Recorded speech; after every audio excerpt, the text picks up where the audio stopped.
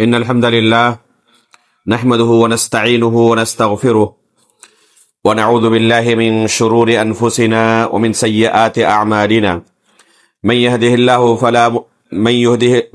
الله فلا مضل له ومن يضلل فلا هادي له وأشهد أن لا إله إلا الله وحده لا شريك له وأشهد أن محمدا عبده ورسوله يا أيها الذين آمنوا اتقوا الله حق تقاته ولا تموتن إلا وأنتم مسلمون يا أيها الناس اتقوا ربكم الذي خلقكم من نفس واحدة وخلق منها زوجها وبث منهما رجالا كثيرا ونساء واتقوا الله الذي تساءلون به والأرحام إن الله كان عليكم رقيبا يا أيها الذين آمنوا اتقوا الله وقولوا قولا سديدا يصلح لكم أعمالكم ويغفر لكم ذنوبكم ومن يطع الله ورسوله فقد فاز فوزا عظيما أما بعد فإن أصدق الحديث كتاب الله وأحسن الهدي هدي محمد صلى الله عليه وسلم وشر الأمور محدثاتها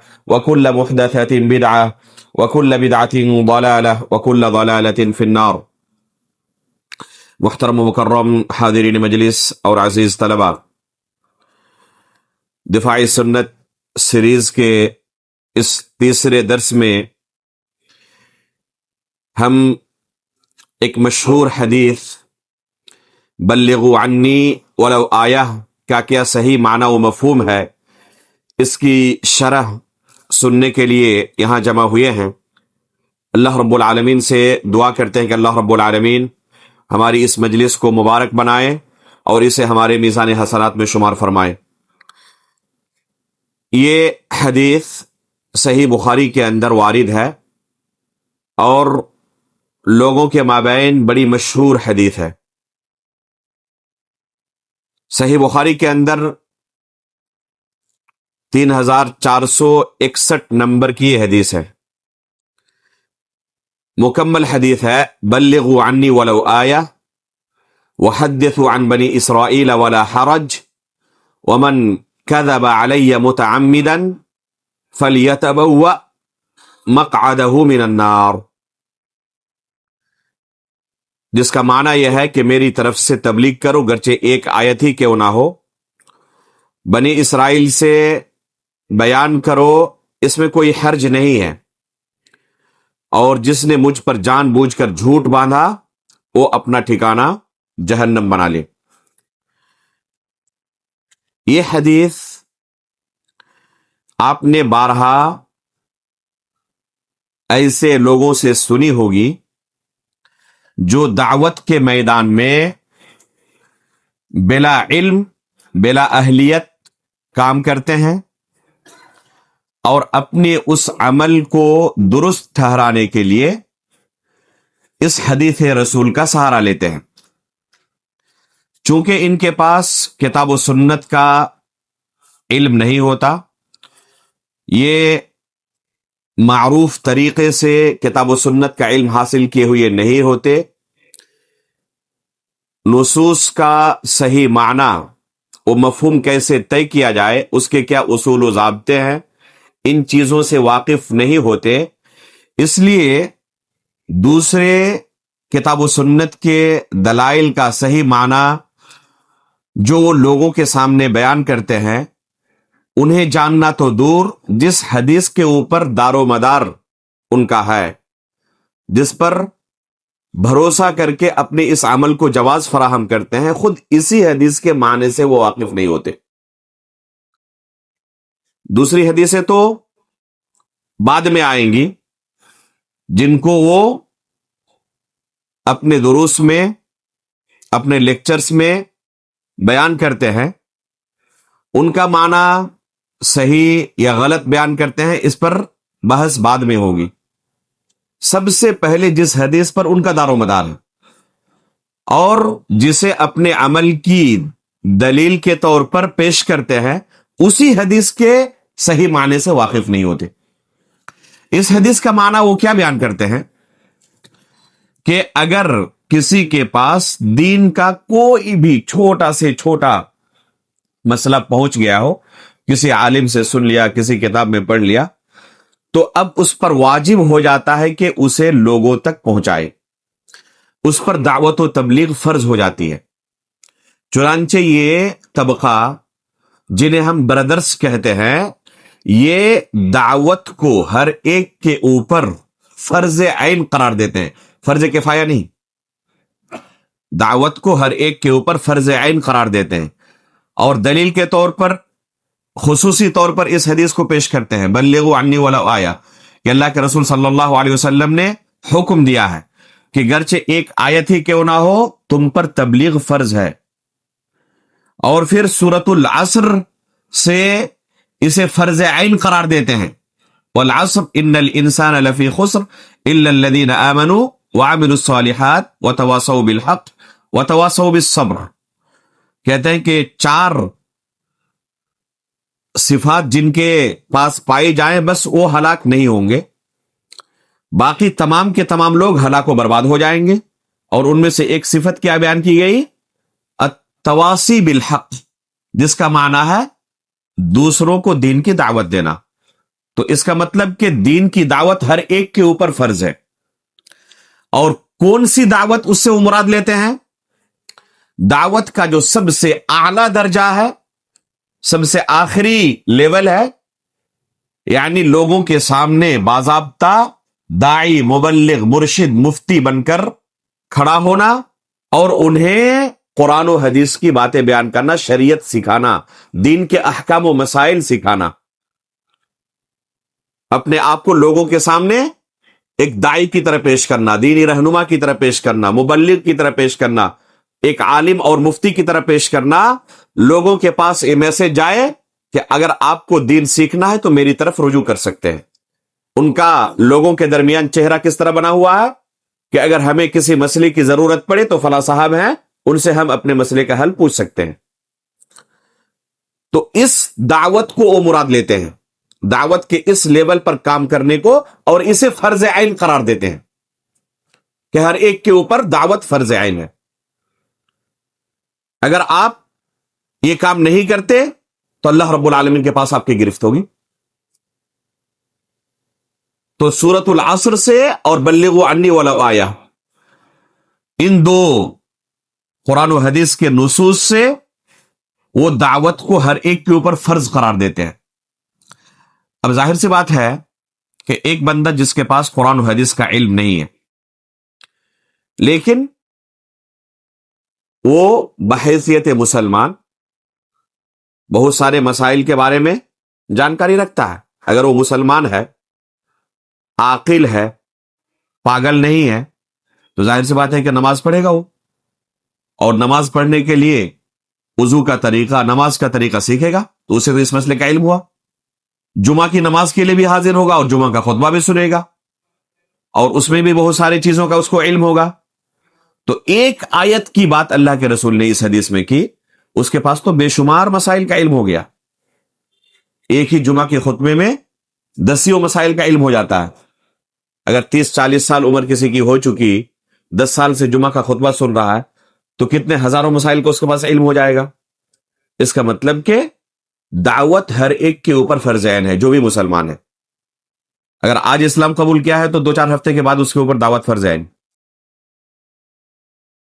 اب ہر بندہ مفتی، ہر بندہ عالم، ہر بندہ مبلغ، داعی، مرشد ہونا ضروری ہے۔ کیا حقیقت میں اللہ کے رسول صلی اللہ علیہ وسلم نے جب یہ حدیث اپنے صحابہ کے سامنے بیان کی، صحابہ کرام سب سے پہلے مخاطب تھے اس کے، انہوں نے اللہ کے رسول سے ڈائریکٹ سنا۔ جب یہ آیت نازل ہوئی سورۃ العصر کی، اللہ کے رسول صلی اللہ علیہ وسلم صحابہ کرام کے درمیان تلاوت کرتے تھے، صحابہ کرام اس سورہ کی تلاوت کرتے تھے، تو کیا انہوں نے یہی مفہوم سمجھا جو برادرز سمجھانا چاہتے ہیں، یا کوئی دوسرا مفہوم سمجھا؟ یہ جو مفہوم برادرز اخذ کرتے ہیں ان نصوص سے اور ہر ایک کے اوپر دعوت کو فرض قرار دیتے ہیں،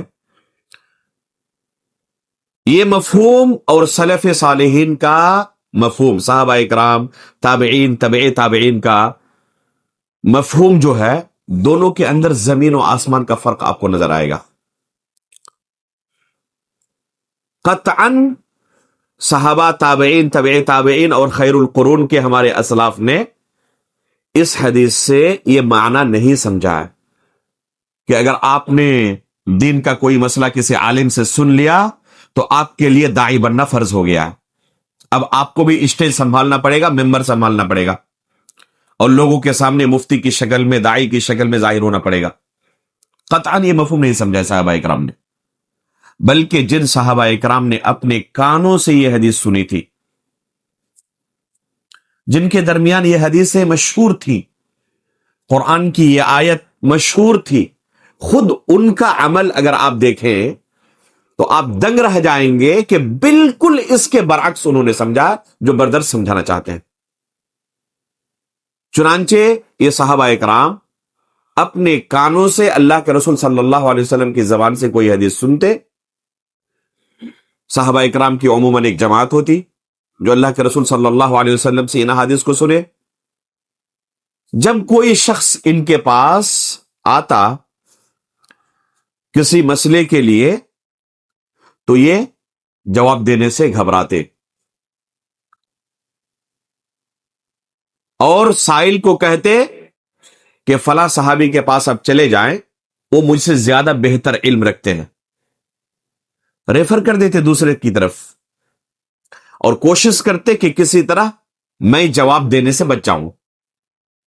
اگر کوئی دوسرا میری یہ ذمہ داری پوری کر دے تو میں اللہ رب العالمین کے پاس گرفت سے بچ جاؤں گا۔ چنانچہ دوسرے کی طرف ریفر کرتے، ان کے پاس یہ سائل جاتا اپنے اس سوال کو لے کر، اپنے اس مسئلے کو لے کر پیش کرتا، اور وہ بھی گھبراتے اور کہتے کہ اگر آپ فلاں کے پاس چلے جائیں تو زیادہ بہتر ہے، وہ آپ کو بہتر مجھ سے جواب دے سکتے ہیں۔ پھر ان کے پاس گئے، انہوں نے چوتھے کی طرف ریفر کیا، چوتھے کے پاس گئے، پانچویں کی طرف ریفر کیا، یہاں تک کہ معاملہ اس نوبت تک پہنچ جاتا کہ وہ گھومتے گھومتے گھومتے پہلے کے پاس پہنچ جاتے۔ اب گھومتے ہوئے جن کے پاس آئے ہیں ان کی مجبوری بن گئی، اب پھر کسی کی طرف ریفر کریں تو پھر معاملہ مجھ تک پہنچے گا، تو اب فائدہ نہیں ہے کسی دوسری کی طرف ریفر کرنے سے۔ تو مجبوری میں جواب دیتے ہوئے چہرہ سرخ ہو جاتا، جسم کانپنے لگتا، اور لڑکھڑاتے ہوئے زبان سے کہتے کہ یہی شاید اللہ کے رسول صلی اللہ علیہ وسلم نے کہا تھا، ہو سکتا ہے کہ مجھ سے کچھ غلطی ہو گئی ہو سننے میں، او کما قال رسول اللہ صلی اللہ علیہ وسلم، شاید اللہ کے رسول نے ایسا ہی کہا تھا۔ یہ کس بات کی دلیل ہے؟ کہ حد درجہ ان کے یہاں احتیاط ہوتا تھا دین کے کسی مسئلے کو بیان کرنے میں۔ اگر اس حدیث کا یہی مفہوم ہوتا کہ آپ نے کوئی چیز سن لی تو آپ پر واجب ہو گیا ہے دوسروں تک پہنچانا، یہاں خود سے اقدام کرتے ہوئے دوسروں کے پاس جانا، ان کے درمیان کھڑے ہونا، اسٹیج سنبھالنا، یہ تو دور کی بات ہے، کوئی بندہ آیا ہے خود ان کے پاس، ان کے گھر پر پوچھنے کے لیے، اور یہ بھاگ رہے ہیں اور دوسرے کی طرف ریفر کر رہے ہیں کہ دوسرے سے جا کر پوچھ لو تاکہ میری جان بچ جائے۔ آپ دیکھیں کہ دونوں مفہوم میں کتنا فرق ہے۔ اگر صحابہ کرام نے یہی معنی سمجھا ہوتا جو یہ بردر سمجھانا چاہتے ہیں تو کیا صحابہ کرام اس حدیث کے خلاف ورزی کرنے کی ہمت کر پاتے؟ کبھی بھی ان کے ہاں ہمت نہیں ہوتی کہ اللہ کے رسول نے کہا ہے بلغوا عنی ولو آیا، اور میرے پاس خود علم ہونے کے باوجود میں جواب نہیں دے رہا ہوں۔ تو آخر کیوں ان کا یہ طرز عمل تھا؟ ظاہر سی بات ہے کہ انہوں نے اس حدیث سے وہ معنی نہیں سمجھا تھا، بلکہ بالکل اس کے برعکس ان کا طرز عمل تھا۔ تابعین کے پاس آئیں، تبع تابعین کے پاس آئیں، بالکل یہی طرز عمل ان کے ہاں بھی آپ کو واضح طور پر ملے گا۔ نہ یہ کہ صرف وہ خود بھاگتے تھے، لوگوں کو تنبیہ بھی کرتے تھے کہ کن کے پاس جا کر تمہیں علم ملے گا، کن سے تم اپنے دینی مسائل کے لیے رجوع کرو گے، تنبیہ کرتے ہوئے کہتے کہ ہر ایک کے پاس مت جاؤ دینی مسائل کے لیے، بلکہ کیا کرو، ایسے شخص کے پاس جاؤ جن کے پاس حقیقت میں کتاب و سنت کا علم ہے۔ یہ عام طور پر واضح طور پر آپ پائیں گے تابعین تبع تابعین کے یہاں باضابطہ تحذیر ایسے لوگوں سے جو کتاب و سنت کا علم حاصل کیے بغیر معروف طریقے سے لوگوں کو کیا کرتے، دین کی رہنمائی کی کوشش کرتے. اس وقت کے علماء ایسے لوگوں سے تحذیر کرتے کہ نہیں، ان سے بچ کر رہو، ان سے نہ سیکھو، کیونکہ ان کے پاس کتاب و سنت کا علم نہیں ہے. کیا ان کے پاس کوئی بھی مسئلہ نہیں معلوم تھا؟ ان سے آخر بالکل دور رہنے کے لیے کیوں کہتے؟ کیا انہوں نے اس حدیث کا معنی نہیں سمجھا تھا؟ جو یہ معنی بیان کر رہے ہیں، ظاہر سی بات ہے کہ اس حدیث کا وہ معنی انہوں نے نہیں، کوئی دوسرا سمجھا تھا، اسی وجہ سے ان کا طرز عمل یہ تھا. چنانچہ اس بارے میں ان کے چند نصوص سنے. انہوں نے کیا کہا؟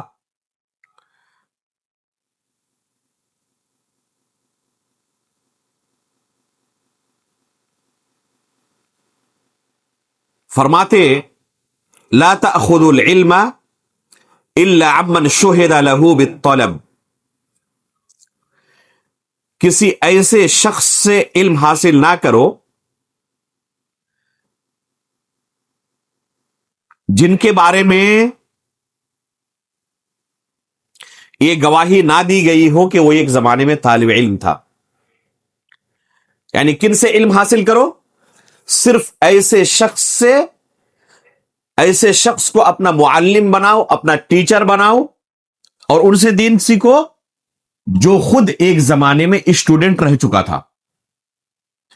جو ایک زمانے میں خود اسٹوڈنٹ نہیں تھا، اچانک وہ ٹیچر بنا، کبھی اسٹوڈنٹ تھا ہی نہیں وہ، تو ایسے شخص سے بچو، ایسے شخص سے علم حاصل نہ کرو. یہ جابر بن یزید رحمہ اللہ کا قول ہے، جو کبار اتباع تابعین میں سے ہے.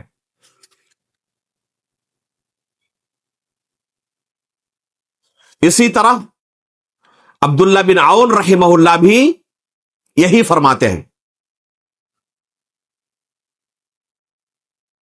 ابھی میں نے قول کن کا کہا؟ عبد الرحمن بن یزید بن جابر کا یہ قول ہے. اسی طرح عبداللہ بن عون رحمہ اللہ کا بھی یہی قول ہے. پہلے پہل جب اللہ کے رسول صلی اللہ علیہ وسلم نے صحابہ اکرام کے درمیان دین کا پرچار شروع کیا، اس زمانے میں کتابیں مارکیٹ میں نہیں تھی. لکھتے تھے صحابہ اکرام احادیث کو، لیکن کتاب کی شکل میں ان کے درمیان، بلکہ قرآن کریم بھی مصحف کی شکل میں نہیں تھا.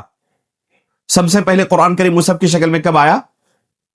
ابو بکر صدیق رضی اللہ تعالیٰ عنہ کے دور خلافت میں. کتابوں کا وجود صحابہ اکرام میں کے زمانے میں، اللہ کے رسول صلی اللہ علیہ وسلم کے زمانے میں نہیں تھا. بہت بعد میں کتابوں کا وجود ہوا. چنانچہ عمر بن عبد العزیز رحمہ اللہ نے امام زہری کو اور کن کو؟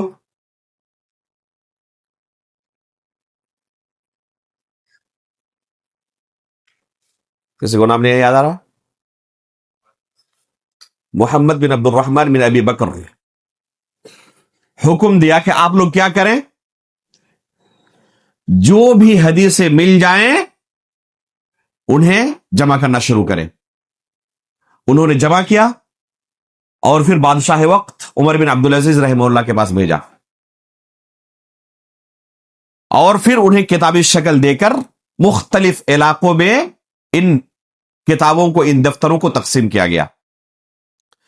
اس وقت حدیث رسول کو صرف جمع کر لیا گیا، کتاب کی شکل میں آ گئی، لیکن تبویب، ترتیب ابھی تک نہیں ہوئی تھی کہ کتاب الصیام کی حدیث ایک جگہ پر، کتاب الصلاۃ کی حدیث ایک جگہ پر، اس طرح نہیں ہوئی تھی. بہت بعد میں اس طرح تقریباً 150 سال گزر جانے کے بعد، دوسری صدی ہجری کے آخر میں جب امام مالک رحمہ اللہ وغیرہ کا زمانہ آیا، تو یہ مہذب اور مرتب انداز میں کتابوں کی ترتیب شروع ہوئی. اب جب کتابیں مارکیٹ میں آ گئیں تو کچھ لوگوں نے شارٹ کٹ راستہ اختیار کرنا شروع کیا. جب تک کتابیں نہیں تھی اس وقت علم حاصل کرنے کا طریقہ کیا تھا؟ اساتذہ کے پاس بیٹھتے، ان سے سنتے، علم حاصل کرتے اور پھر لوگوں کے پاس جا کر پھیلاتے. لیکن جب کتابیں مارکیٹ میں آ گئی دوسری ہجری کے آخر میں تقریباً، تو اب کچھ سست لوگوں نے، کاہل لوگوں نے کیا کیا، شارٹ کٹ راستہ اختیار کرنا شروع کیا کہ کہاں سے، اس زمانے میں علم حاصل کرنا آج کی طرح آسان بھی نہیں تھا. علم حاصل کرنے کا مطلب ہے کہ سفر کرنا پڑے گا ایک ملک سے دوسرے ملک کی طرف. سواریاں بھی آج کی طرح تیز رفتار موجود نہیں تھی. آج کے زمانے کی ہمارے سب سے جو دھیمی سواری ہے رکشا، وہ اس زمانے کی سب سے تیز رفتار سواری سے بھی اچھی ہے. اگر آپ کو آج کہا جائے کہ ایک کام کریں، رکشا پکڑ کر سعودی عرب چلے جائیں کسی استاد سے علم حاصل کرنے کے لیے، تیار ہوگا کوئی؟ اس کو لاکھوں روپیہ دیا جائے پھر بھی تیار نہیں ہوگا. تو اس زمانے میں جو سواریاں تھیں ان سے کافی اچھی سواری ہے یہ، کہیں زیادہ آرام دہ ہے، کہیں زیادہ تیز رفتار بھی. اس کے باوجود کوئی ہمت نہیں کر سکتا. تو جب کتابیں مارکیٹ میں آ گئیں تو جو آلسی لوگ تھے انہوں نے کیا کیا کہ کیا استاد کے پاس جائیں اور ان کے پاس اپنے آپ کو تھکائیں، کتابوں سے ان چیزوں کو رٹ لیتے ہیں اور پھر لوگوں کے سامنے بیان کرنا شروع کرتے ہیں. بعض لوگوں نے یہی طریقہ اپنایا. چنانچہ اس بارے میں امام اوزاعی رحمہ اللہ فرماتے ہیں، جن کی وفات کب ہوئی ہے؟ 157 ہجری میں. ما زال هذا العلم عزيزا يتلقاه الرجال حتى وقع في الصحف فحمله او دخل فيه غير اهله. کہتے ہیں کہ ہمیشہ سے یہ علم انتہائی قیمتی رہا، لوگ اسے تلقی کے ذریعے سیکھتے رہے. تلقی کسے کہتے ہیں؟ استاد کے سامنے بیٹھ کر ان سے علم لینا، اسے تلقی کہتے ہیں. تو سیکھنے کا طریقہ یہی تھا، استاد کے سامنے بیٹھ کر علم سیکھنا پڑے گا. اس وقت تک بڑا قیمتی رہا علم، یہ استاد کے پاس جانا پڑتا اور پھر اسے حاصل کرنا پڑتا. لیکن جب یہ علم کتابوں میں منتقل ہوا تو نااہل بھی اس میں داخل ہونے لگے. دخل فیہ غیر اہلی، جو نااہل تھے وہ بھی اس کے اندر زبردستی دخل اندازی شروع کر دیے. کیسے؟ انہوں نے اب اساتذہ سے نہیں، ڈائریکٹ کتابوں سے چند چیزوں کو رٹنا اور لوگوں کے سامنے پھیلانا شروع کیا. اسی وجہ سے ان کے درمیان ایک قول بڑا مشہور ہوا، آج بھی بڑا مشہور ہے، من دخل فی العلم وحدہ خرج وحدہ. اگر بلا استاد کے علم کوئی حاصل کرنا چاہے گا تو بلا علم واپس آئے گا، اسے کچھ علم ملے گا نہیں. اس لیے استاد سے علم حاصل کرنا ضروری قرار دیا گیا کہ آپ اگر معلم بننا چاہتے ہیں، لوگوں کو دین سکھانا چاہتے ہیں، تو پہلے آپ کو طالب علم بننا پڑے گا. طلب علم کا یہی طریقہ معروف ہے. پہلے آپ طالب علم بنے، استاد کے سامنے بیٹھے، زانوی تلمذ طے کریں، اور جب آپ کے پاس پختہ علم حاصل ہو جائے تب آپ معلم بنے اور دوسروں تک دین کا علم پہنچائیں. چنانچہ اللہ رب العالمین نے اللہ کے رسول صلی اللہ علیہ وسلم کے بارے میں کیا کہا؟ وما ينطق عن الهوى ان هو الا وحی یوحى. اس کے بعد علمہ شدید القوى. اللہ کے رسول صلی اللہ علیہ وسلم کو جبریل علیہ الصلوۃ والسلام نے تعلیم دی. تو اللہ کے رسول کے معلم جبریل علیہ الصلوۃ والسلام، اور اللہ کے رسول معلم صحابہ اکرام کے، يعلمهم الكتاب والحکمہ. لقد من اللہ علی المؤمنین اذ بعث فیہم رسولا من انفسہم یتلو علیہم آیاتی ویزکیہم ویعلمهم الکتاب والحکمہ. تو اللہ کے رسول کی صفت کیا بیان کی گئی؟ کہ آپ معلم ہیں. تو جب اللہ کے رسول معلم ہے تو جن کو تعلیم دے رہے تھے وہ کیا ہوئے؟ متعلم، طالب. تو یہی طریقہ ہے تعلیم کا. اللہ کے رسول نے سیکھا جبریل امین علیہ الصلوۃ والسلام سے، اللہ کے رسول کے معلم جبریل علیہ الصلوۃ والسلام، اور صحابہ اکرام کے معلم اللہ کے رسول صلی اللہ علیہ وسلم. اور صحابہ اکرام سے آگے لوگ دین کو سیکھیں گے. خود اللہ کے رسول نے بیان کیا، کیا فرمایا رسول اللہ صلی اللہ علیہ وسلم نے؟ تسمعون ویسمع منکم ویسمع ممن یسمع منکم. یہ اللہ کے رسول صلی اللہ علیہ وسلم نے باضابطہ طلب علم کا طریقہ خود بیان کیا ہے کہ کیسے علم کو حاصل کیا جائے گا، کتابوں سے رٹ کر نہیں۔ ورنہ اللہ رب العالمین چاہتے تو عرب والے تو بہترین عربی زبان سمجھتے تھے، قرآن نازل کر دے اور کہتے کہ دیکھو یہ تمہارے سامنے کیا ہے، شریعت ہے، اسے پڑھ لو اور اس پر عمل کر لو۔ لیکن اللہ تعالیٰ نے ایسا کیا؟ اللہ رب العالمین نے قرآن نازل کیا اور ساتھ میں قرآن نازل کرنے کے بعد رسول بھی بھیجا معلم بنا کر، اور لوگوں کو حکم دیا کہ قرآن کو معلم سے سیکھو، اس شریعت کو معلم سے، اللہ کے رسول صلی اللہ علیہ وسلم سے سیکھو۔ اللہ کے رسول صلی اللہ علیہ وسلم دنیا سے رخصت ہو گئے، اب یہ سیکھنے سکھانے کا دور ختم یا جاری رہے گا؟ قیامت تک جاری رہے گا۔ قیامت تک لوگوں کو دین سیکھنا پڑے گا۔ کن سے سیکھیں گے؟ اللہ کے رسول صلی اللہ علیہ وسلم نے فرمایا العلماء ورثۃ الانبیاء، یہ علماء ہوں گے جو انبیاء کے وارث ہوں گے، جو لوگوں کو دین سکھائیں گے۔ تو یہ کس چیز کے وارث ہے؟ درہم و دینار کے نہیں، انما ورثوا العلم، اللہ کے رسول صلی اللہ علیہ وسلم فرمایا علم کے وارث ہیں یہ۔ تو یہ ہے قیامت تک طریقہ، تسمعون ویسمع منکم، تم مجھ سے سن کر یہ علم حاصل کر رہے ہو اور اگلا جنریشن تم سے سن کر یہ علم حاصل کرے گا۔ تو جب تک یہ طریقہ جاری رہا، اساتذہ کے سامنے طلبہ بیٹھتے، ان سے علم حاصل کرتے، اور پھر ان کے علم میں پختگی آتی، تب ان کو اساتذہ سے اجازت ملتی کہ اب آپ بھی مسند تدریس پر بیٹھ سکتے ہیں اور لوگوں کو دین سکھا سکتے ہیں۔ تب وہ اپنے آپ کو اہل سمجھتے کہ ہاں اب ہمارے لیے جائز ہے لوگوں کے سامنے بیٹھ کر لوگوں کو دین سکھانا۔ امام مالک رحمہ اللہ کب مسند تدریس پر بیٹھنا شروع کیے؟ جب ان کے اساتذہ نے ان کے بارے میں گواہی دی کہ ہاں گرچہ آپ کی عمر بہت زیادہ نہیں ہوئی ہے لیکن علم کے اندر وہ پختگی آ چکی ہے کہ اسی کم عمری میں آپ مسند تدریس سنبھال سکتے ہیں۔ تب انہوں نے لوگوں کے سامنے بیٹھنا شروع کیا اور ان کو دین سکھانا شروع کیا، ان کے سامنے حدیث رسول کو بیان کرنا شروع کیا۔ تو یہ تھا طریقہ سلف کے یہاں۔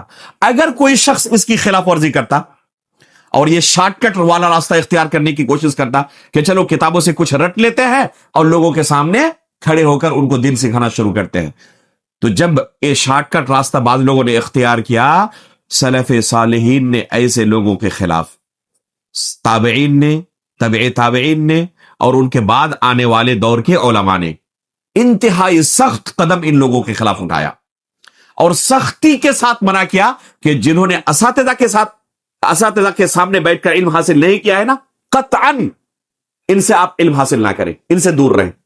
چنانچہ اس بارے میں آپ صحیح مسلم کا مقدمہ اٹھائیں، ابو الزناد رحمہ اللہ جو صغار تابعین میں سے ہیں، جنہوں نے علم کن سے حاصل کیا تھا؟ یا تو صحابہ سے یا کبار تابعین سے۔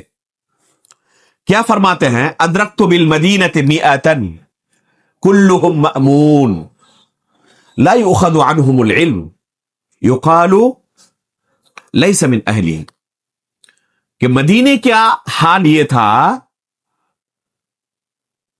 کہ مدینے کے اندر سینکڑوں ایسے لوگ پیدا ہو چکے تھے جو دینداری کے اندر، امانت داری کے اندر بالکل مأمون تھے، ان کے بارے میں کوئی شک و شبہ نہیں کر سکتا، لیکن ان سے علم نہیں حاصل کیا جاتا۔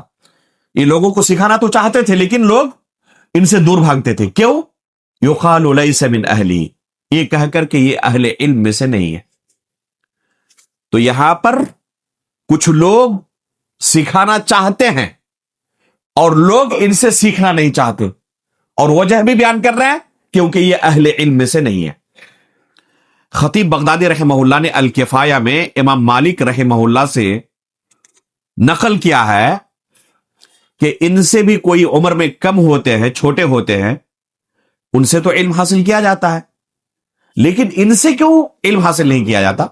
ان سے کیوں لوگ بھاگتے ہیں؟ تو امام مالک رحمہ اللہ نے کیا کہا؟ یجب ان یکون حفظه مأخوذا عن العلماء لا عن الصحف۔ کیا فرمایا؟ یجب ان یکون علمه مأخوذا عن العلماء لا عن الصحف، ان کا جو علم ہے نا واجب ہے کہ یہ علماء سے حاصل کیا گیا ہو، کتابوں سے رٹا ہوا نہ ہو۔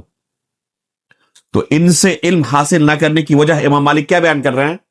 کیوں ان سے علم حاصل نہیں کیا جاتا تھا؟ انہوں نے یہ علم کیا تھا؟ علماء سے حاصل نہیں کیا تھا، کتابوں سے رٹ لیا تھا۔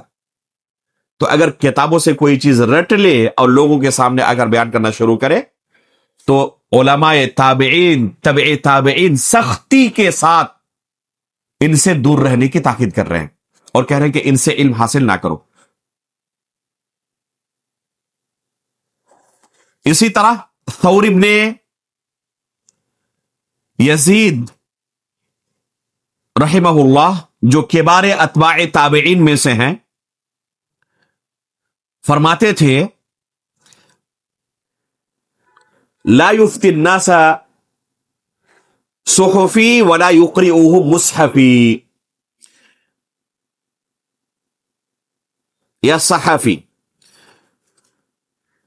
اگر کوئی شخص کتابوں سے علم حاصل کر لیا ہے تو ایسا شخص لوگوں کو فتویٰ نہ دے۔ اگر کسی نے کتابوں سے علم حاصل کیا ہوا ہے تو ایسا شخص لوگوں کو فتویٰ نہیں دے سکتا۔ ولا یقرئوہ مصحفی، اور کسی نے اگر مصحف سے ڈائریکٹ قرآن پڑھنا سیکھا ہے، استاد سے نہیں، تو یہ بچوں کو قرآن بھی نہیں سکھا سکتا۔ یہی قول سلیمان ابن موسیٰ رحمہ اللہ کا بھی ہے جو تابعین میں سے ہیں، اور ابو زرعہ الرازی رحمہ اللہ نے بھی یہی بات کہی ہے۔ یہ تین کبار علماء سلیمان ابن موسیٰ، ثور ابن یزید اور ابو زرعہ الرازی رحمہ اللہ کیا فرماتے ہیں کہ اگر کوئی شخص کتابوں سے علم حاصل کیا ہے تو ایسا شخص لوگوں کو دین نہیں سکھا سکتا، فتویٰ نہیں دے سکتا۔ اور کوئی شخص قرآن کو خود مصحف سے پڑھنا سیکھا ہے، استاد سے نہیں، تو ایسا شخص دوسروں کو قرآن بھی نہیں پڑھا سکتا۔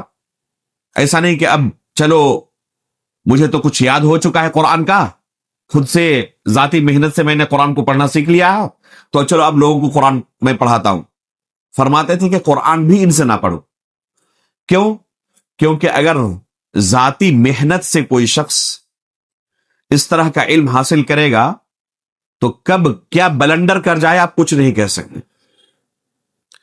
چنانچہ خطیب بغدادی رحمہ اللہ نے الکفایہ کے اندر بہت سارے ایسے نمونے ذکر کیے ہیں کہ جن لوگوں نے ذاتی محنت سے قرآن پڑھنا سیکھا تھا اور لوگوں کو قرآن سکھانے لگے، وہ ایسی فاش قسم کی غلطیاں کرنے لگے کہ کوئی سن کر تعجب کرے کہ ایسا بھی ہو سکتا ہے۔ جیسے ایک شخص نے یہ جو مشہور آیت ہے یغوث و یعوق و نسرا، اس کو ایک شخص نے بسرن پڑھا، نسرن کو۔ وعباد الرحمن الذین یمشون علی الارض ہونا، اس کو ایک شخص نے ہوین پڑھا۔ یہ ذاتی محنت سے، سیلف اسٹڈی سے قرآن سیکھنے کا نتیجہ ہے۔ اسی طرح من الجوارح، یہ ہے نا سورہ مائدہ کی آیت، وہ آیت کیا ہے پڑھیں؟ مکلبین تعلمونہن مما علمکم اللہ۔ یہ لفظ جوارح کو ایک شخص نے خوارج پڑھا۔ تو یہی نتیجہ ہوگا جب ذاتی محنت سے، سیلف اسٹڈی سے کوئی قرآن پڑھنا سیکھے گا۔ تو سلف صالحین بالاتفاق ایسے لوگوں سے روکتے تھے کہ اگر اساتذہ سے اس نے علم حاصل نہیں کیا ہے نا تو ایسے شخص علم حاصل نہیں کر سکتے۔ اب بلغوا انی ولو آیہ کا معنی اگر یہی ہے کہ ایک آیت کا تمہیں علم ہو گیا ہے، تم پر دعوت و تبلیغ فرض ہے، تو پھر یہ تابعین، تبع تابعین ایسے لوگوں سے روک کیوں رہے ہیں لوگوں کو کہ آپ ان سے علم حاصل نہ کرو؟ اس کا مطلب کہ اس حدیث کی خلاف ورزی کر رہے ہیں۔ ان کو روکنا کس بات کی دلیل ہے؟ کہ یہ اس لائق نہیں ہے کہ ان سے آپ دین سیکھیں۔ تو کیا انہوں نے اس حدیث کی خلاف ورزی نہیں کی آپ کے مطابق؟ بظاہر تو خلاف ورزی کی، لیکن حقیقت یہ ہے کہ وہ اس کے اصل مفہوم سے واقف تھی، کہ اس کا یہ معنی نہیں ہے کہ اگر ایک حدیث کا علم آپ کو ہو گیا تو آپ کے لیے داعی بننا فرض ہو گیا، آپ کے لیے مبلغ بننا فرض ہو گیا۔ یہ معنی قطعاً نہیں ہے۔ تو یہ سب سے پہلی وجہ ہے کہ اس حدیث کا یہ ظاہری معنی جو مراد لیا جاتا ہے، یہ معنی مراد نہیں ہے۔ اسی حدیث کو آپ مکمل پڑھیں تو اس کا صحیح مفہوم آپ کے سامنے واضح ہوگا۔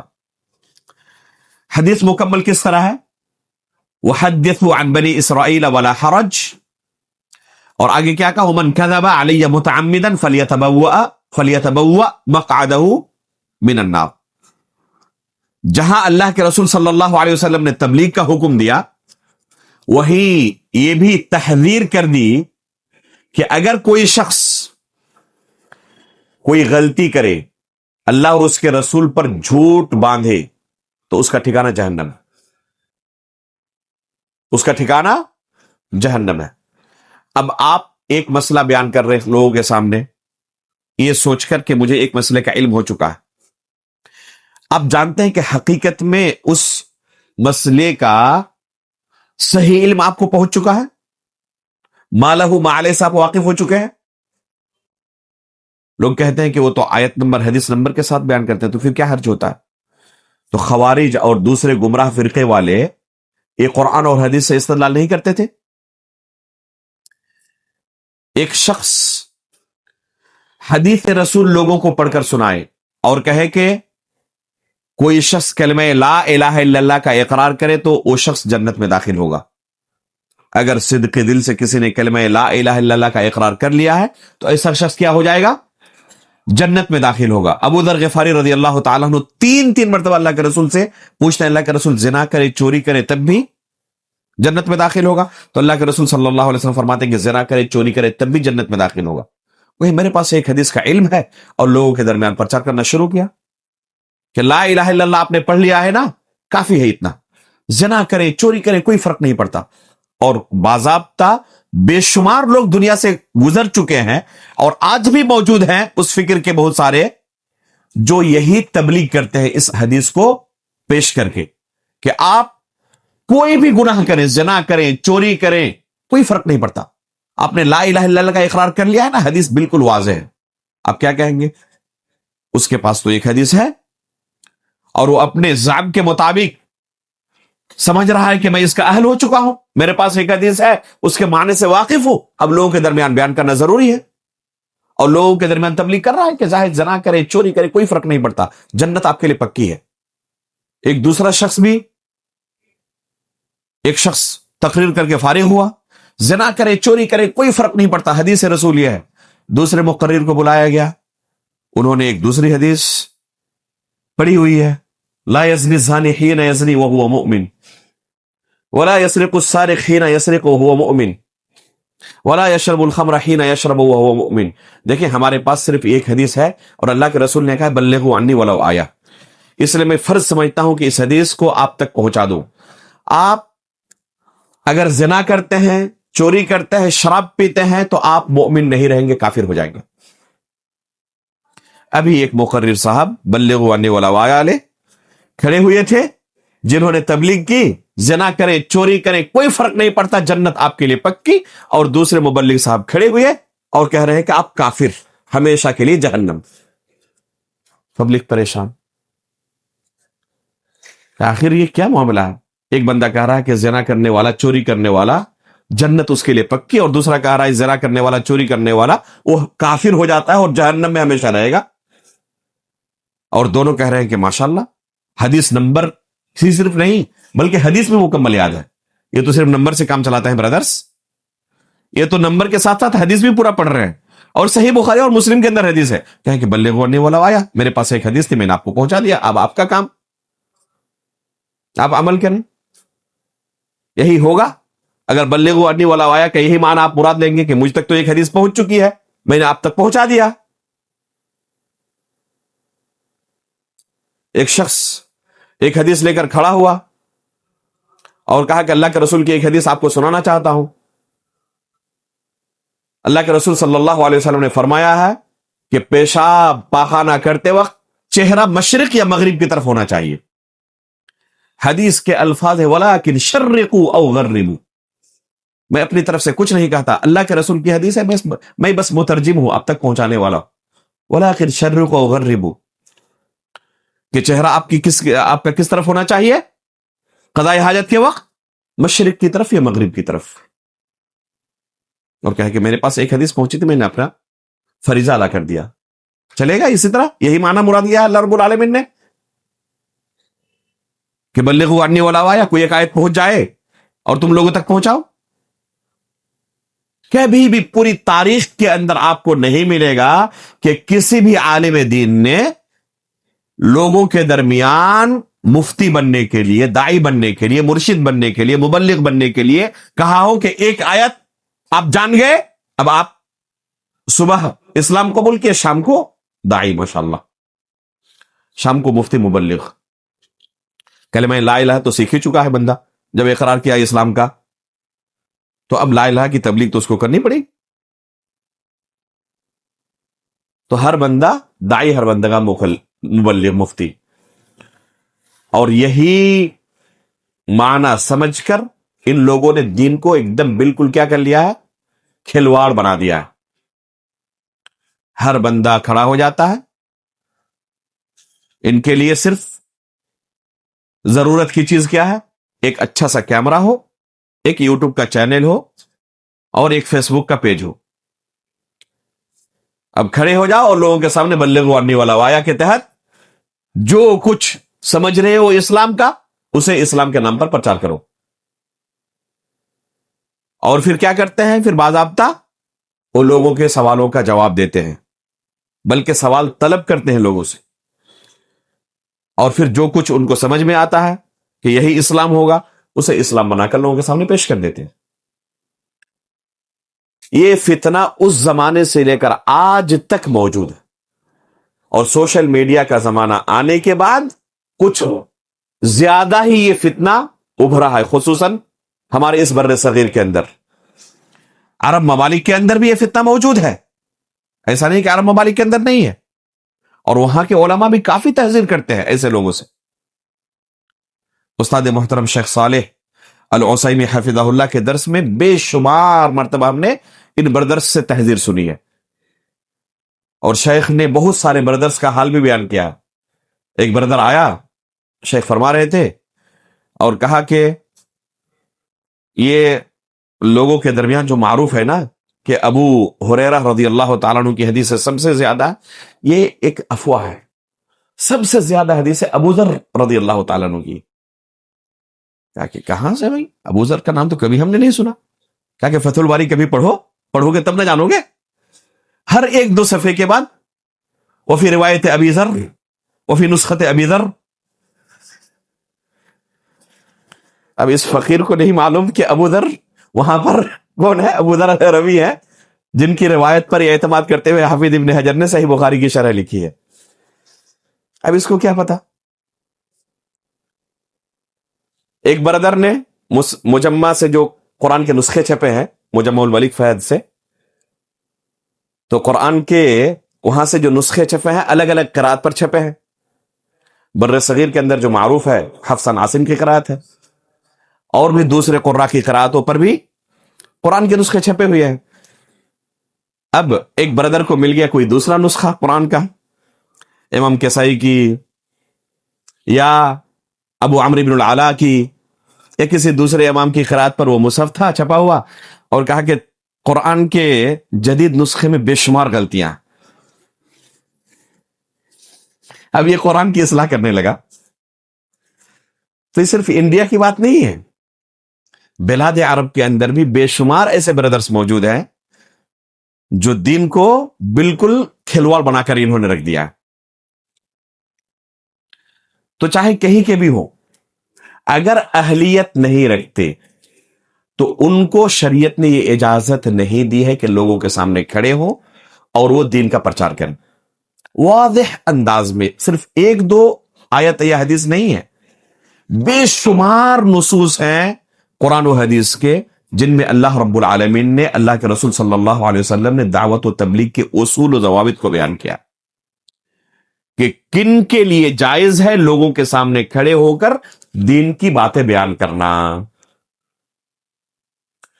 یہ حدیث بلغوا عنی ولو آیہ، اس کی طرح اور بھی کئی حدیثیں آپ کو مل جائیں گی اسی مفہوم کی، جیسے لیبلغ الشاہد الغائبہ، اللہ کے رسول صلی اللہ علیہ وسلم نے فتح کیا کہتے ہیں میدان عرفات میں حجۃ الوداع کے موقع پر اس جمع غفیر کے سامنے خطبہ دیا اور کیا کہا کہ جو یہاں موجود ہے میری ان باتوں کو ان تک پہنچا دے جو یہاں پر حاضر نہیں ہے۔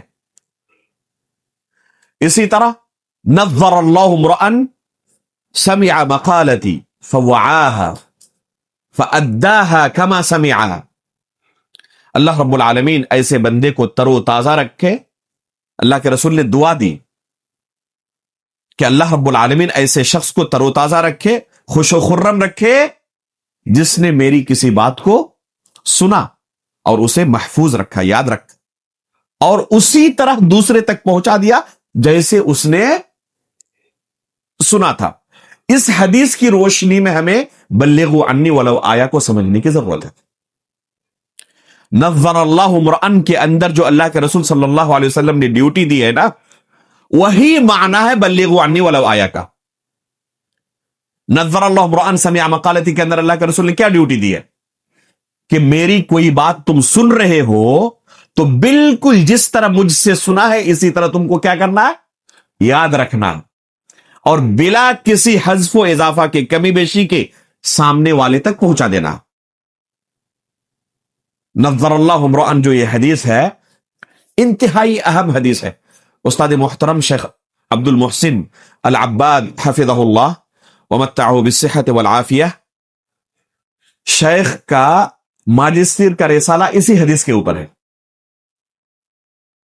استاد محترم نے اسی حدیث کے اوپر مستقل ایک رسالہ لکھا ہے اور ثابت کیا ہے کہ یہ حدیث متواتر ہے۔ یہ حدیث نظر اللہ امرأن، یہ حدیث متواتر ہے۔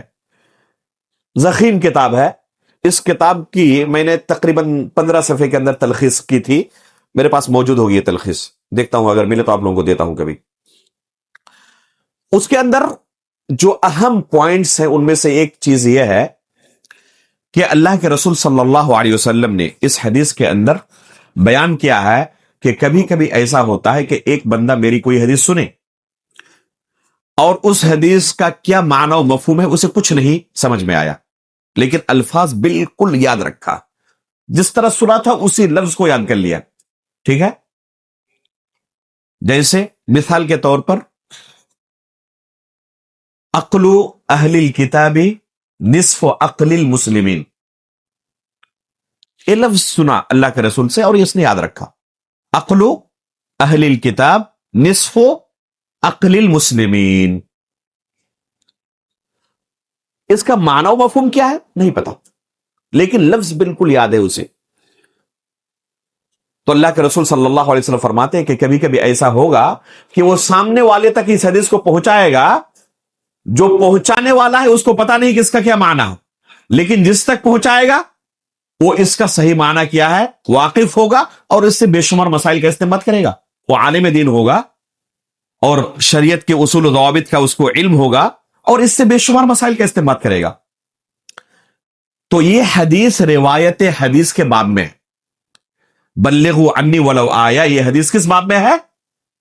احادیث کی روایت کے باب میں ہے کہ اگر کوئی شخص اللہ کے رسول سے کوئی حدیث سنتا ہے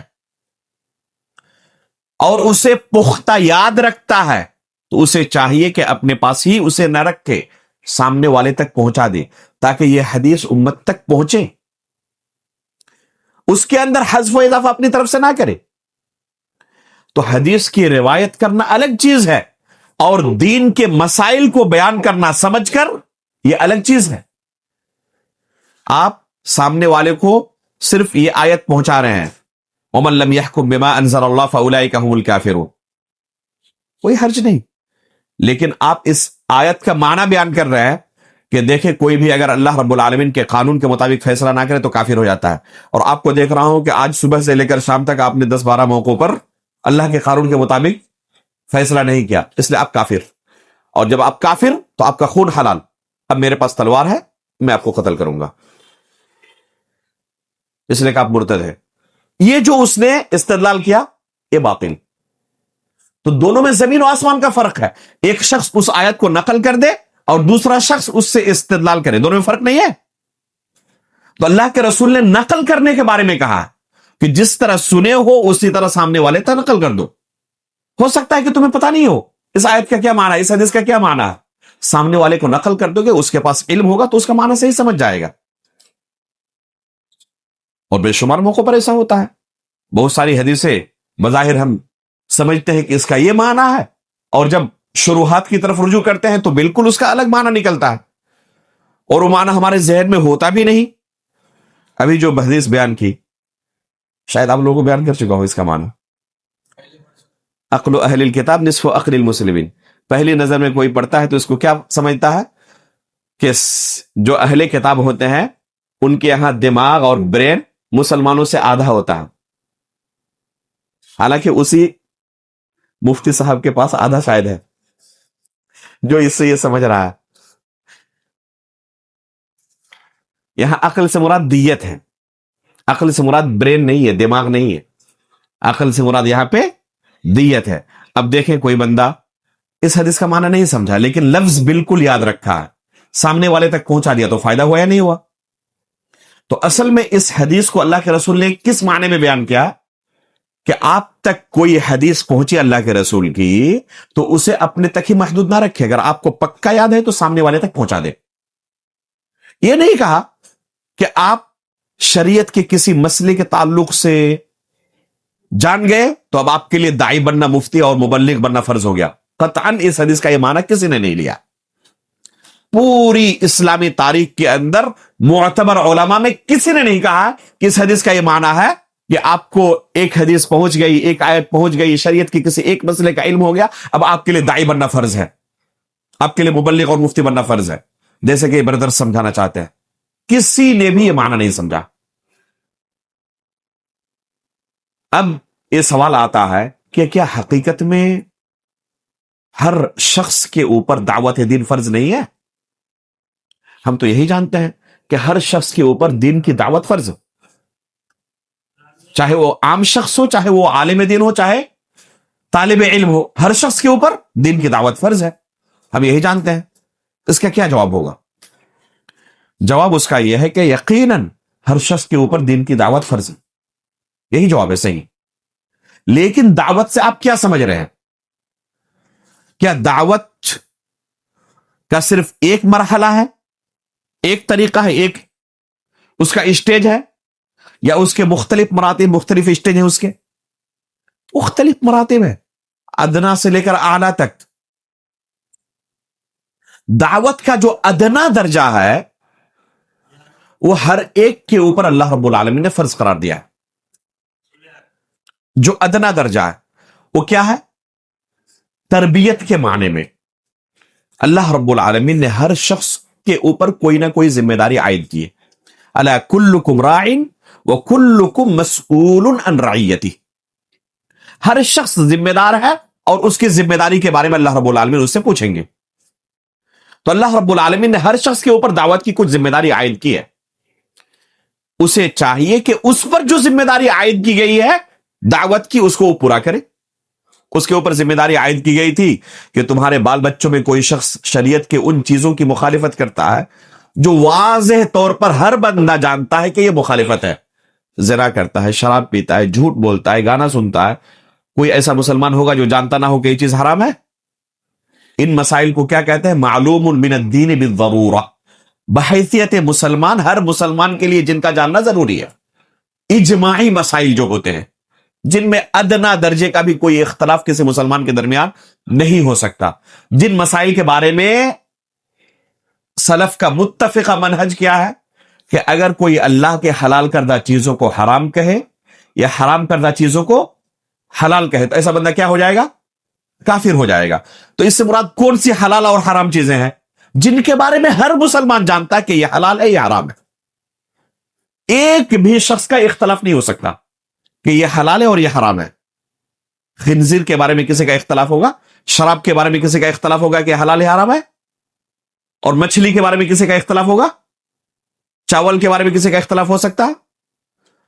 تو ایسی چیزیں جن کا حلال ہونا حرام ہونا جن کا واجب ہونا اور جن کا حرام ہونا ہر ایک کے اوپر بالکل واضح کلیئر ہے. جھوٹ بولنا حرام ہے، زنا کرنا حرام ہے، چوری کرنا حرام ہے، غیبت کرنا حرام ہے، والدین کی نافرمانی کرنا حرام ہے، ہر کوئی جانتا ہے. تو ان چیزوں میں اگر کوئی شخص اپنے ماتحت لوگوں کے یہاں کوئی کوتاہی دیکھ رہا ہے تو اس کے اوپر دعوت فرض ہے کہ ان کی وہ کیا کرے، اصلاح کرے، تربیت کرے. بال بچوں کو نماز کی تلقین کرنا کیا صرف علماء کے اوپر فرض ہے یا ہر شخص کے اوپر فرض ہے؟ ہر شخص کے اوپر فرض ہے. اگر وہ لکھنا پڑھنا نہ جانتا ہو، الف با بھی نہیں جانتا ہو لکھنا پڑھنا، تب بھی اس کے اوپر فرض ہے کہ اپنے بچے کو کہے کہ وقت ہو چکا ہے نماز کا، چلو نماز پڑھو. اس کے اوپر فرض ہے یہ.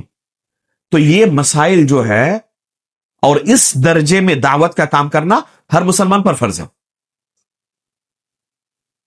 تو دعوت کے کئی مراحل ہیں. جو ادنا درجے کی دعوت ہے ہر مسلمان پر فرض، اور جو اعلیٰ درجے کی دعوت ہے، جو انبیاء کا مشن تھا، جس کے وارث اللہ کے رسول نے علماء کو قرار دیا ہے، العلماء ورثۃ الانبیاء، اس کے لیے اللہ رب العالمین نے، اللہ کے رسول نے کڑے شروط و ضوابط متعین کیے. اگر تم اللہ کی شریعت لوگوں کو سکھانا چاہتے ہو تو پہلے خود شریعت کا ٹھوس علم حاصل کرو. اگر ٹھوس علم حاصل کیے بغیر لوگوں کے سامنے کھڑے ہو کر اللہ کی شریعت بیان کرو گے تمہارے لیے حلال نہیں ہوگا. اور قیامت کی نشانیوں میں سے ایک اللہ کے رسول نے قرار دیا کہ قیامت کی نشانیوں میں سے ایک نشانی یہ ہے کہ کیا کریں گے کچھ لوگ، بلا علم لوگوں کے سامنے کھڑے ہوں گے، لوگوں کے سوالات لیں گے، ان کو سوال کا جواب دیں گے. چونکہ گمراہی کی بنا پر یہ لوگوں کو شریعت سکھائیں گے، خود گمراہ ہوں گے، دوسروں کو گمراہ کریں گے. اس لیے جو شخص اہلیت نہیں رکھتا، قرآن و سنت کا اس کے پاس ٹھوس علم نہیں ہے، اس حدیث سے علماء نے استدلال کیا ہے کہ اس کے لیے جائز نہیں لوگوں کے سامنے کھڑے ہو.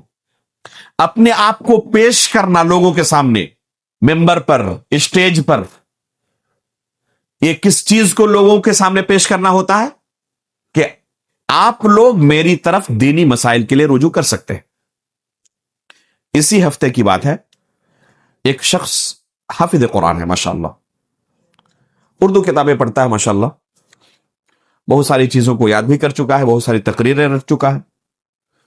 مجھ سے پوچھنے لگے، اور ایک زمانے سے جمعہ کا خطبہ وغیرہ بھی دے رہے ہیں، پوچھنے لگے کہ اگر بالکل میں ایک کتاب لے کر کسی عالم دین کی معتبر کھڑا ہوں جمعہ کے خطبے کے لیے اور بالکل ایک لفظ بھی اپنی طرف سے نہ کہوں، اور کہا کہ میں نے آج جمعہ کا خطبہ اسی طرح دیا. جمعہ کے خطبے کے بعد ان کے ساتھ مجلس ہوئی اور انہوں نے پوچھا مجھ سے کہ اسی طرح میں نے جمعہ کا خطبہ دیا، ایک عالم دین کی تحریر تھی جسے میں نے لوگوں کے سامنے پڑھا، اپنی طرف سے کچھ نہیں ہے، حافظ قرآن بھی ہے ماشاءاللہ وہ، تو کیا میرے لیے یہ جائز ہے یا نہیں ہے؟ سوال واضح بالکل. تو میں نے اس بھائی کو کہا کہ دیکھیں، معاملہ اولاً یہاں تک رکنے والا نہیں ہے کہ صرف آپ لوگوں کے سامنے کھڑے ہوئے اور لوگوں کے سامنے کسی عالم دین کی تحریر پڑھ کر آپ نے خطبے کو ختم کر دیا. معاملہ صرف یہیں پر رک جاتا، پھر بھی بہت حد تک اس میں نرمی تھی، آسانی تھی، لیکن معاملہ یہاں پر رکنے والا نہیں ہے. آگے اس سے کہیں زیادہ لوگوں کے ذہن میں یہ میسج جا رہا ہے کہ ان کے درمیان آپ ایک عالم دین کی حیثیت رکھتے ہیں. عام لوگ اسے عالم دین سمجھیں گے جو بھی ممبر پر کھڑا ہوگا، اور ان کے کوئی بھی مسئلے ہو، مسائل ہو، وہ آپ کی طرف رجوع کریں گے.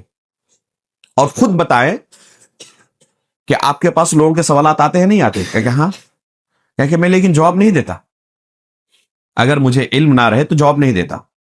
تو اولاً کہ علم رہے تو جواب دے دیتے ہیں. اب علم وہ کون سا علم ہے؟ کتاب و سنت کو پڑھ کر علم ہوا یا سن کر علم ہوا ہے صرف؟ چونکہ ان کے پاس اصول و ضوابط کا علم نہیں تو ظاہر سی بات ہے کہ وہ قیاس کریں گے، یہ صحیح ہوگا، یہ غلط ہوگا. وہ رک بھی جاتے ہو، جواب نہ دیتے ہو. میں نے اس بھائی سے کہا کہ کیا ایسا ہوا کہ جو شخص آپ سے سوال کر رہا ہے، آپ نے جواب تو نہیں دیا، اچھا کیا ایسا ہوا کہ آپ سوال کرنے اس کے پاس گئے ہو، وہ آپ سے سوال کرنے نہیں آیا؟ یعنی ایسا تو نہیں ہوتا. کیوں نہیں ہوا؟ مجھے اس کا جواب دے. وہ بندہ آپ کے پاس سوال لے کر آیا، آپ اس کے پاس سوال لے کر نہیں گئے، حالانکہ وہ بھی عالم نہیں، آپ بھی عالم نہیں. وجہ بتائے مجھے بس کہ یہ نوبت کیوں آئی. لوگ سوال لے کر آپ کے پاس آنے گرچہ آپ جواب نہیں دیے، لیکن اس کا الٹا کبھی کیوں نہیں ہوتا کہ آپ سوال لے کر ان کے پاس جائیں اور وہ انکار کریں کہ میں جواب نہیں دے گا، میں جواب نہیں دے سکتا. اس کی وجہ صرف یہ ہے کہ آپ لوگوں کے سامنے کھڑے ہوتے ہیں اور ان کو لگتا ہے کہ یہ مجھ سے بہتر ہوں گے، ان کے پاس جواب ہوگا، ان کی طرف مجھے رجوع کرنا چاہیے.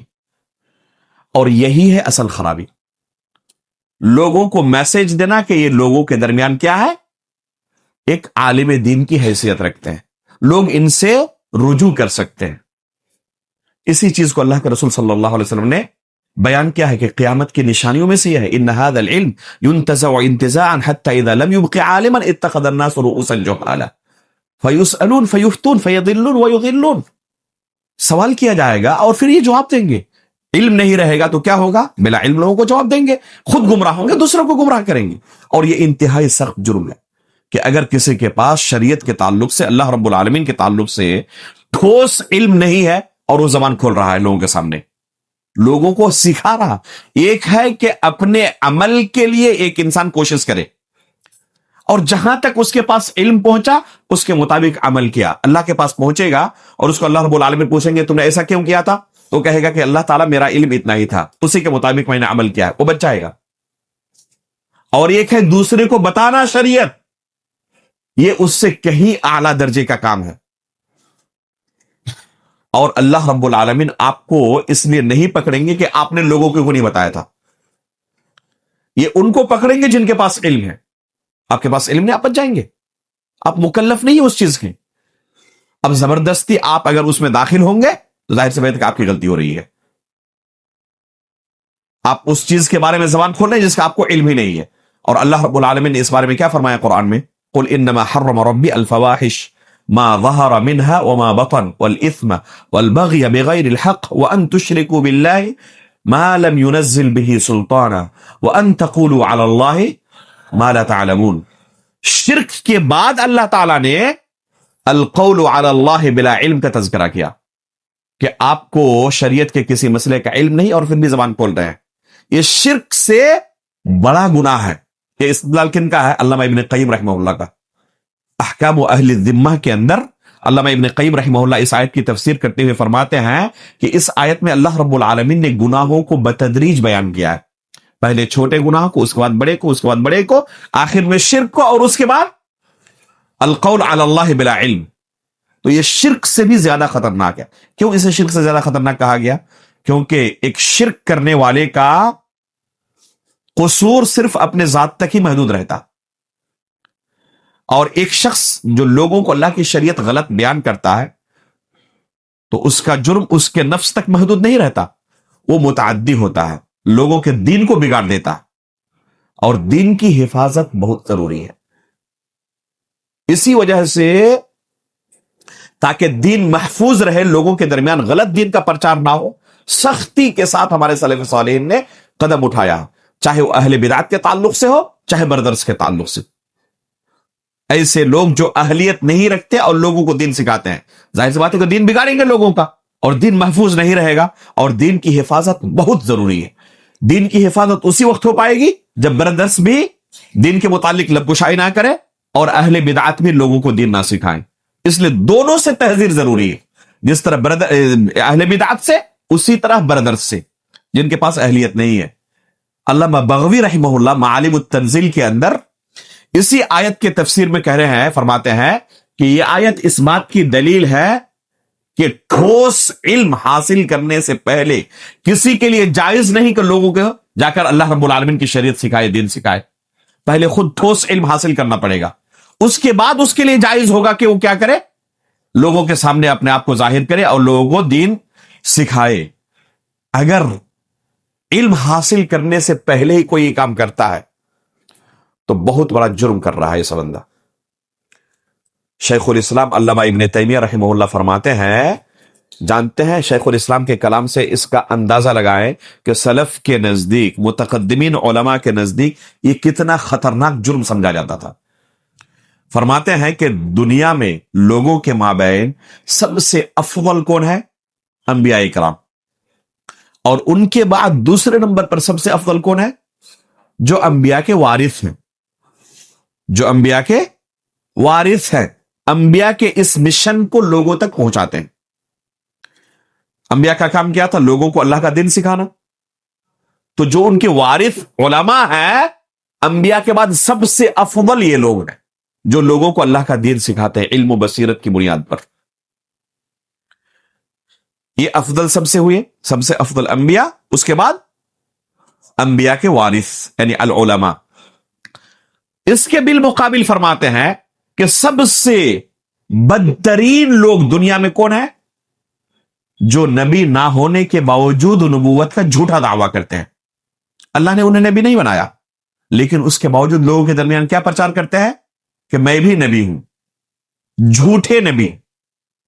یہ سب سے بدترین لوگ ہیں دنیا میں، ان سے بڑا بدترین آپ کو دنیا میں کوئی نہیں مل سکتا۔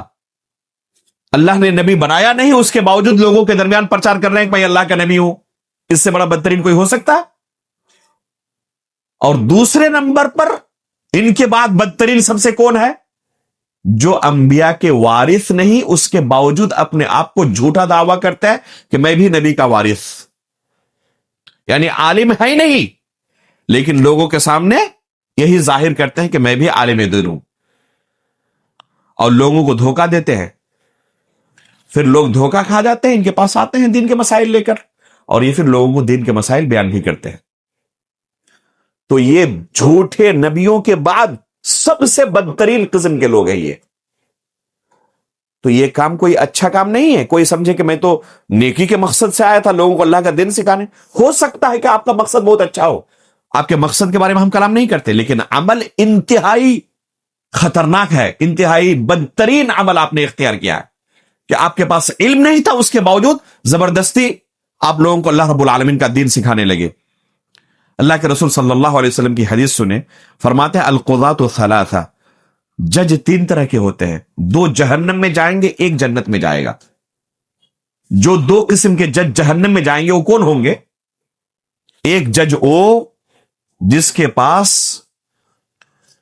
علم تو تھا کہ یہ بندہ مجرم اور یہ بندہ معصوم بے قصور، علم ہونے کے باوجود فیصلہ غلط کیا۔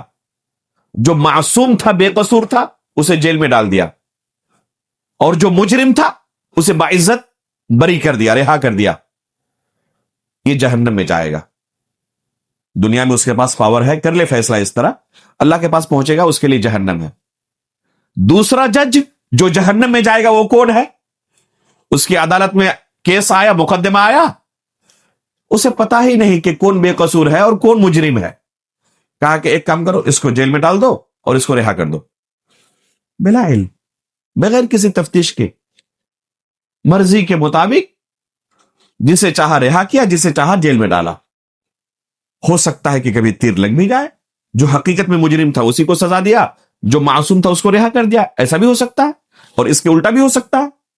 اللہ کے رسول نے یہ تفصیل نہیں کی کہ اگر فیصلہ غلط ہوا تو جہنم میں جائے گا، یہ نہیں کہا، علل اطلاق، بلا علم جس نے فیصلہ کیا ہے یہ جج جہنمی ہے، چاہے فیصلہ درست ہو یا غلط ہو، دونوں صورت میں جہنمی۔ اور جنتی کون ہوگا؟ جو پہلے تحقیق کرے علم کے مطابق اور اس کے مطابق پھر فیصلہ سنائے۔ تحقیق کرنے کے بعد پتا چلا کہ یہ مجرم ہے، مجرم کو سزا دیا، جو معصوم تھا اسے رہا کر دیا، یہ بس جنت میں جائے گا۔ تو اب سوچیں کہ اگر کوئی دنیا کے مال و متاع کے بارے میں بلا علم فیصلہ کرے اور اس کا ٹھکانہ جہنم ہو، تو جو اللہ کی شریعت کے بارے میں کہ یہ حلال ہے، یہ حرام ہے، یہ مباح ہے، یہ مندوب ہے، اور یہ صحیح ہے، یہ باطل ہے، بلا علم اللہ کی شریعت کے بارے میں فیصلہ کرتا ہے، تو کون سا جرم بڑا ہے؟ یہ والا وہ والا؟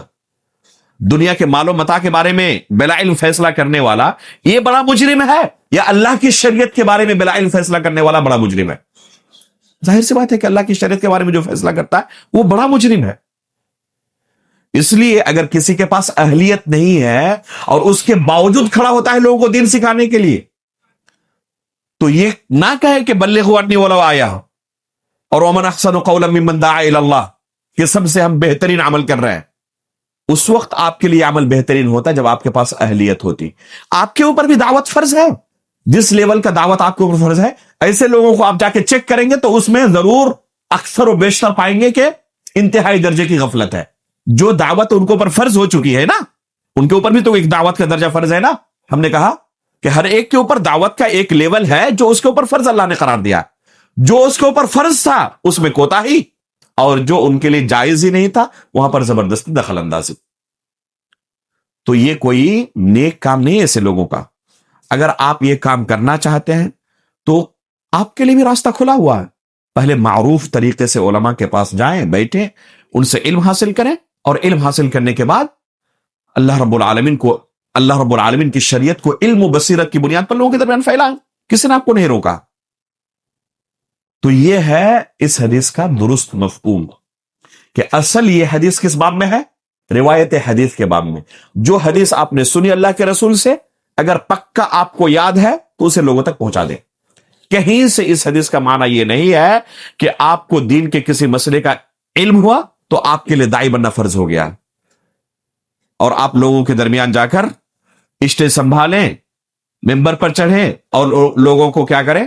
دین کی باتیں بیان کریں، ان کے سوالوں کا جواب دیں. قطعاً یہ معنی پوری اسلامی تاریخ میں کسی نے بیان نہیں کیا. یہ انتہائی شدید قسم کی گمراہی اور جہالت ہے کہ اس حدیث کو دلیل کے طور پر پیش کیا جائے بردرس کی دعوت کے جواز میں. اللہ رب العالمین سے ہم دعا کرتے ہیں کہ اللہ رب العالمین ہمیں کتاب و سنت کا صحیح فہم حاصل کرنے کی توفیق عطا فرمائے، اس کی اتباع کی توفیق عطا فرمائے. آمین تقبل رب العالمین. وصلی اللہ علی نبینا محمد. سوال اگر اسی موضوع کے تعلق سے ہے تو 2-4 منٹ میں پیش کر سکتے ہیں. بس تھوڑا سا کسی کے ذہن میں کوئی اشکال ہے؟ آپ لوگ جانتے ہیں کہ یہ کتاب اسی موضوع پر ہے، بردرس کی دعوت، کتاب و سنت اور منہج سلف کی روشنی میں. اگر آپ نے پڑھ لی ہے تو انشاءاللہ امید کرتا ہوں کہ بہت سارے جو اشکالات ذہن میں آتے ہیں ان کا جواب آپ کے پاس ہوگا. لیکن اگر نہیں پڑھی ہے تو اس کو ایک مرتبہ پڑھیں. انشاءاللہ امید کرتا ہوں کہ جو اشکالات ہو سکتے ہیں ذہن میں، وہ تمام اشکالات آپ کو اس میں مل جائیں گے، اس کے جوابات انشاءاللہ مل جائیں گے. جیسے بعض لوگ کہتے ہیں کہ جو شارٹ ٹرم کورس وغیرہ ہے یا آن لائن کورسز جو چل رہے ہیں، کیا اس طریقے سے ہم علم حاصل کر کے داعی بن سکتے ہیں؟ بعض لوگ اس طرح سوال کرتے ہیں کہ فلاں کورس میں اگر ہم داخلہ لے لیں تو اس کے بعد دعوت کا کام کر سکتے ہیں نہیں کر سکتے؟ تو ایسے لوگوں سے پہلی نصیحت یہی ہے کہ یہ ایک ذمہ داری ہے. پہلے اپنی نیت کی اصلاح کریں. اکثر و بیشتر لوگ کیا کرتے ہیں، ان کورسز سے جو سرٹیفکیٹس ملتے ہیں اس کو سہارا بنانے کے لیے ہی داخلہ لیتے ہیں کہ کسی طرح ہمیں جواز فراہم ہو جائے. اللہ کے بندے، یہ کسی دنیا کے عالم دین کے پاس یا کسی شخص کے پاس آپ کو یہ اجازت حاصل کرنے کی ضرورت نہیں ہے.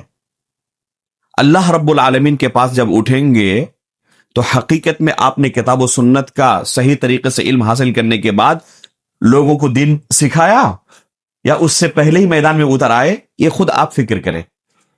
یہ ایک ذمہ داری ہے. حقیقت میں آپ کے پاس اگر کتاب و سنت کا علم آ جائے گا نا تو آپ کا حال وہی ہوگا جو صحابہ اکرام کا تھا. اب بھاگیں گے کسی دوسرے کو یہ موقع مل جائے اور کوئی دوسرا میری یہ ضرورت پوری کر دے، آپ کی خواہش یہی ہوگی. آپ پہلے سے نہیں سوچیں گے کہ کب مجھے موقع ملے گا اسٹیج پر چڑھنے کا. اسٹیج سے بھاگیں گے اس وقت آپ، اگر آپ کے پاس صحیح طریقے سے علم آ گیا.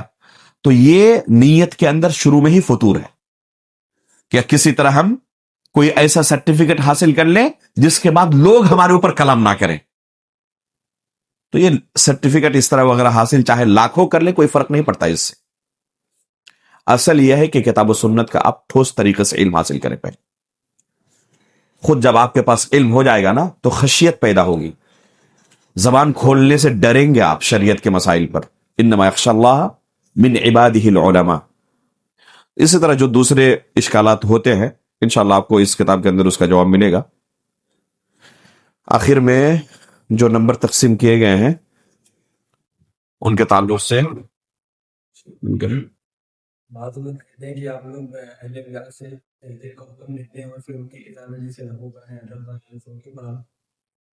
اس سے بھی جو دوسری کتابوں سے ہمارے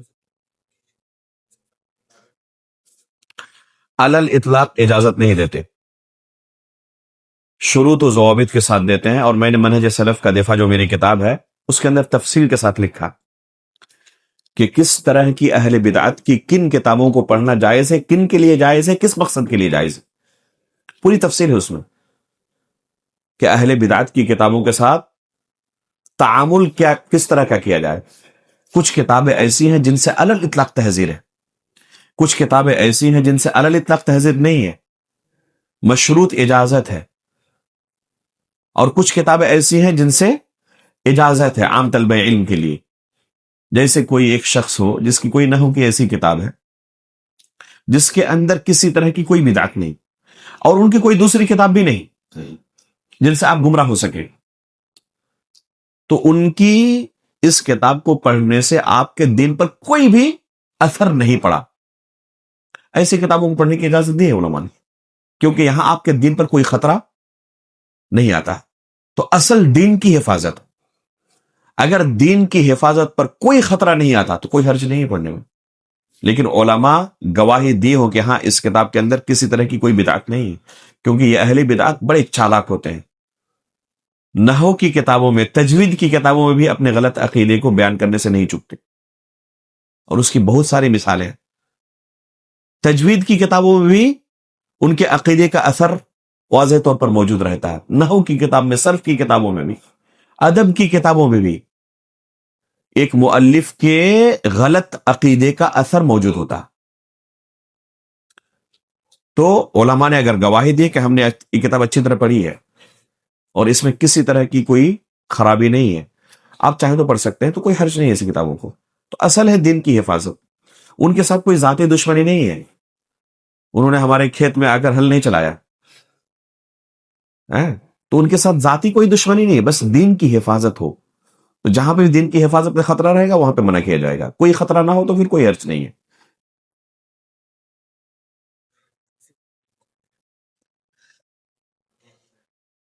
اسی آیت کو اللہ رب العالمین نے دوسری جگہ بیان کیا ہے، وَلْتَكُن مِّنْكُمْ أُمَّةٌ يَدْعُونَ إِلَى الْخَيْرِ.